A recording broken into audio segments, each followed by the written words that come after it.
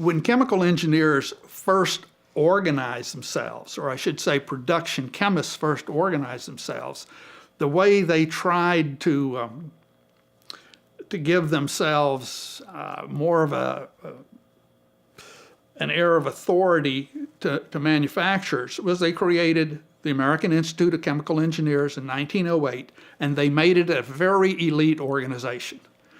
To get in, you had to be proficient in both engineering and chemistry and have at least 5 years in responsible charge of chemical production. And that meant no analytical chemist could get in.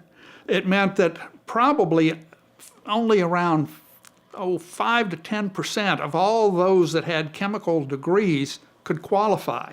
The production chemists that formed the American Institute of Chemical Engineers were able to claim, if you turn to us, you're getting people that have thorough knowledge of how chemistry operates in industry at the full scale. We're not people that spend a lot of time dabbling around in the laboratory.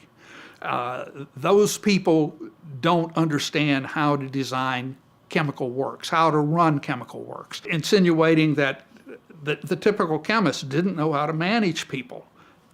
People in the American Institute of Chemical Engineers, who had already had minimum for full-scale membership of 5 years of responsible charge, did, and they knew both engineering and chemistry.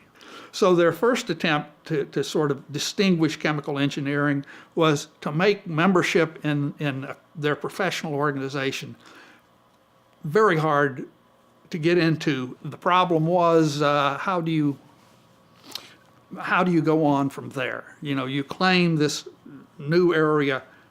How do you sort of justify it, and how do you train people to succeed you in that? And that was a problem that hadn't been solved, even though there were dozens by 1908 of educational programs that called themselves chemical engineering programs.